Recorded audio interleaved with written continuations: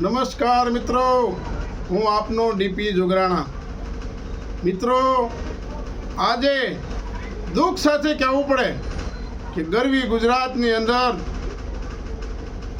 શહેરા તાલુકાની અંદર ઉજડા ગામમાં એક ભરવાડ સમાજનું નાનું એવું નેહડું રહેશે. 150-150 માણસનું કુટુંબ રહેશે, ગાયું છે. એનું સરકારશ્રીએ હુકમ કરી અને એમને કોઈ નોટિસ આપ્યા વગર, કોઈ વ્યવસ્થા કર્યા વગર તાત્કાલિક એમનો સામાન લેવા દેવામાં ન આવે અને તાત્કાલિક એમના ઊભા મકાન પાડી દેવામાં આવે. કોઈ બિનકાયદેસર નથી, કોઈ એવા મોટા કોઈ ઉદ્યોગપતિ નથી, કોઈ ઉદ્યોગપતિના સમાજમાંથી નથી આવતા કે તમે પાડી દો અને તાત્કાલિક બીજી જગ્યાએ બનાવી નાખે.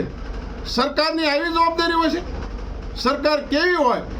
હવામાન ખાતાવાળાએ આગાહી જો આપતા હોય અને કહેતા હોય કે 24 કલાકમાં ભયંકર વાવાઝોડું થવાનું છે, સરકારને અલ્ટિમેટમ આપતા હોય, ત્યારે તમામ જવાબદારી ઝૂંપડપટ્ટીમાં રહેતા હોય, ઝૂંપડા બાંધીને કોઈ પણ સમાજ રહેતો હોય એને સારી જગ્યાએ ફેરવવાય સરકારની જવાબદારી નૈતિક બને છે. ત્યારે મારા ભરવાડ સમાજના 28 મકાન પાડી દેવામાં આવ્યા, નિરાધાર કરી દેવામાં આવ્યા અને ખેતરોમાં મકાન તોડે પાડવામાં આવ્યા. એ કોઈ એમના બિનકાયદેસર નથી. એમને 50 વર્ષ એક જગ્યા ઉપર થયા છે. શું એ ભારતના નાગરિક નથી? એટલે તમને આટલી બધી એલર્જી આવી જશે, આટલી બધી તમને શરબી સડી જશે. ઇન્દિરા ગામતળ મળેલું છે, ઇન્દિરા આવાસના સરકારના એ મકાનના પૈસા એમને મળેલા છે. પ્રધાનમંત્રી આવાસ યોજનાનો લાભ મળેલો છે. દૂધની ડેરી પણ ત્યાં રજીસ્ટર થયેલી છે. પાકો રોડ રસ્તા છે, લાઇટ છે, પાણી છે, જે વર્ષોથી રહેશે. તો આને તમે ભારતના નાગરિક ક્યારે ગણવામાં આવે છે? અને દુઃખની વાત તો એ છે કે બાજુની અંદર એ જ સર્વે નંબર ઉપર બીજા સમાજના લોકો મકાન બાંધીને રહેશે. એને કોઈને કાંઈ નહીં. ભરવાડ સમાજ એકને ટાર્ગેટ કરવામાં આવે છે. તો આ સરકારશ્રીને કહેવા માંગીએ છીએ, આ તમે જે મકાન જે તોડે પાડવામાં આવે છે, ગરીબ માણસો ગુના કરે એની યારે અમે કોઈ દી નથી. કોઈ હિંસા ફેલાવે, કોઈ હિંસા કરે એની સાથે અમે ક્યારેય એને સપોર્ટ કરતા નથી. પણ નિર્દોષ માણસને જ્યારે અન્યાય થતો હોય ત્યારે એની પડખે ઊભું રહેવાનો અમારી નૈતિક ફરજ છે. અને આ એક તમે ઉજડા ગામના ભરવાડ ઉપર ઘા નથી કર્યો, એના મકાન નથી પડ્યા. તમામ ગરવી ગુજરાતના રહેતા ભરવાડના હૃદય ઉપર ઘા કર્યો છે અને અમારા કાળજા ઉપર ઘા કર્યો છે. અને અમારા મકાન પોતાના તોડે પાડ્યા ને એટલું અમને ભારોભાર દુઃખ થયું છે. શું અમે કાંઈ ભારતના નાગરિક નથી? ક્યાં છે તમારી સરકાર?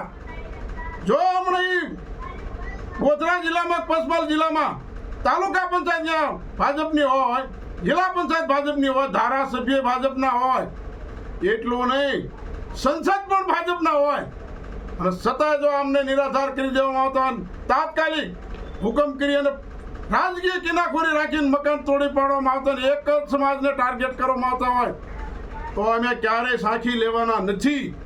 અને આ કયા બંધારણની અંદર એવું છે? તમે સંવિધાન બતાવો કયા બંધારણની એવું ભારતની અંદર છે કે કોઈ પણને તાત્કાલિક મકાન પાડે દે નિરાધાર કરીને ખેતરોમાં કાઢવાના? અત્યારે બિચારા ખેતરોમાં પડ્યા છે, એની પાસે નથી સારો ઝૂંપડામાં કાગળ નથી. અત્યાર સુધી દુઃખની વાત તો એ છે, કોઈ પણ અધિકારી ત્યાં ફરક્યું નથી અને એ લોકોને પૂછવા નથી જ્યાં તમારી હાલત શું છે ને જોવા નથી જ્યાં. તો આ કેટલી અમને અને અધિકારીને તમને કહેવા માંગુ છું કે તમારો પરિવાર છે, તમારી બેન દીકરી છે, અને તમારા પરિવારમાંથી જો આવું બન્યું તો તમને કેમ થાય? જેને કોઈને હુકમ કર્યો, જેને રસ લીધો એ પણ કુદરતના ઘરે દેર અંધેર નથી, એટલું યાદ રાખજો. ભાજપવાળાને કોઈ ગમતા જ નથી. પણ અધિકારી તમને કહેવા માંગુ છું કે તમારી ફરજમાં તમારે ના પડવી જોઈએ. સંસદ હોય તો ભલે, ધારાસભ્ય હોય તો ભલે, કે આપણા કાયદામાં નથી આવતું, આપણે ન કરી શકીએ, આટલું તમારે કહેવું જોઈએ. અત્યારે ભલે તમે ભરવાડના ઝૂંપડા પાડી અને હસતા હોય, દાંત કાઢતા હોય, પણ એક દિન એટલું યાદ રાખજો કે મારો એ ભરવાડ કુટુંબ રહ્યો ને એ કદાચ દુબળું છે, પણ અમારો ઉપરવાળો અમારો ઠાકર દુબળો નથી. એટલું યાદ રાખજો. જેટલું તમે દાંત કાઢો છો ને એટલું જ તમારે રોય રોઈને ભોગવવું પડશે. નિહાકા લાગશે તેથી તમારે ક્યાંય તમને કોઈ બેઠું નહીં બોલાવે. અને ખાસ મોદી સાહેબ તમને કહેવા માંગુ છું કે તમે ગુજરાતમાંથી જ વડાપ્રધાન બન્યા છો, એનું અમને ગૌરવ છે, આનંદની વાત છે. અમને ગૌરવ થાય છે કે અમારા ગુજરાતના વડાપ્રધાન બન્યા છે. પણ એવું ન હોય કે તમે ગયા પછી તમારા માણસો ગાલના હુકમ કરે અને કોઈ પણ ના નિરાધાર કરવાના આવે, કરી નાખવામાં આવે, એના મકાન પાડી દેવામાં આવે, કોઈને ખોટી રીતે હેરાન પરેશાન કરો. મોદી સાહેબ, તમારા માણસોને તમે સમજાવો. અને તમારા નામ ઉપર આ ધૂળ ઉડાડે છે અને તમારા નામને એક દિવસ આ તમારા ધારાસભ્યશ્રી વાતો ભલે સંસદ વાતો ભલે તમને કલંક લગાડે છે, એવું કામ કરે છે. આ એક પણ સંવિધાનમાં એવું નથી કે કોઈ પણના મકાન પાડી દેવાના હોય. સંવિધાનમાં તમે જો બધાને ખબર છે, તમારે જો એ જમીનની જરૂર હોય, તમારે જો લેવામાં આવતી હોય, કોઈ રોડ કાઢવાનો હોય, 4 લાઈન બનાવે, 6 લાઈન બનાવવાની હોય, તો એ પરિવારને પહેલાં બીજે જમીન આપવી પડે અને પછી જ એને અહીંથી ફેરવવાના હોય. અહીંયા અમારી ગાયું અને બાયુને મેં અહીંયા એની મુલાકાત લીધી. કાળો કકળાટ કરે છે, ગાયું બિચારી ખુલ્લામાં તડકામાં તપે છે, વરસાદના પાણીમાં ઢીસણ હમણાં પાણીમાં છે ને. એ પરિવાર એનું શું થતું છે ઉપર આપને નીચે ધરતી વચ્ચે જીવવાવાળો સમાજ કેટલો હળહળતો અન્યાય. જ્યારે તમે શહેરની અંદર ઘરેથી ગાયું છોડી જાઓ, ગાયું રખડતા ઢોરની વાત જ્યારે વાત તો સમજ્યા કે આ નડતરૂપ થાય એને અમે કોઈ સપોર્ટ નથી કરતા. પણ ઘરેથી આવીને તમે ગાયુંને છોડી દો. અમારી બેન દીકરી એ અધિકારીવાળે બસો આવે ને ગાયું છોડાવવા કાળો કલ્પાન કરતી હોય, જેથી અમારા કાળ જ્યાં વાગે છે ઘા અને મને જ્યાં રૂવાડા ઊભા થયા છે. પણ શું કરી, તમારે કોઈ સાંભળવાળું છે નહીં. તમારી બહુ બધે તમે કોઈ તમારે જ્યારે મન પડે ત્યારે નિર્ણય લઈ લેવાના.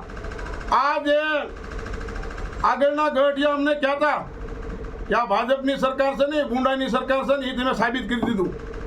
ગાયું ન રવાજો, કોઈના મકાન ન રવાજો, એટલે તમને કોઈ કહેવાળું નથી કે તમને મન પડે એવા તમારે નિર્ણય લેવાના. તમે એવું કેમ દાખલા બેસાડતા નથી કે આ રજળપાડ કરતા વર્ષોથી આ માલધારીઓ આ ગામના ઓલા ગામ ખેતરે પડ્યા છે, આને સ્થાનિક બનાવી અને મકાન બનાવી આપી, કે આને ગાયોની વ્યવસ્થા કરી આપી. એવું કેમ તમે દાખલો બેહારી? શું અમે મત નથી આપતા? શું અમે ટેક્સ નથી ભરતા? શું અમે ભારતના નાગરિક નથી? આ તમે ને આ તાનાશાહી સરકાર કહેવાય, તાનાશાહી આ તાલિબાની સરકાર કહેવાય. તમને એલા કોઈ કહેવાળું નથી કે તમે મન પડે એવા નિર્ણય લો. હજી હવે સાંજ બેઠા છીએ, જો એ પરિવારને ન્યાય નહીં મળે તો આખા ગુજરાતભરના તાલુકે અમે આવેદનપત્ર આપવાના છીએ. અને બને અને ન્યાય યાત્રા કાઢે જ્યાં સુધી પરિવારને ન્યાય નહીં મળે ત્યાં સુધી અમે બેસવાના નથી અને પૂરેપૂરું અમે લડાઈ લેવાના છીએ. અમારે કોઈ હિંસા નથી કરવી, કાયદાકીય અને જે પણ કોઈ ગુનો કરે છે એને તમારે જે કોઈ કાયદેસર થતું હોય કાર્યવાહી કરો. પણ નિર્દોષ લોકોને શા માટે? એટલે સરકારને વિનંતી કરું છું, મોદી સાહેબ તમને વિનંતી કરું છું કે તમે વડાપ્રધાન ગુજરાતમાંથી છો, તમારા માણસોને જે કાંઈ સૂચના આપી દેજો.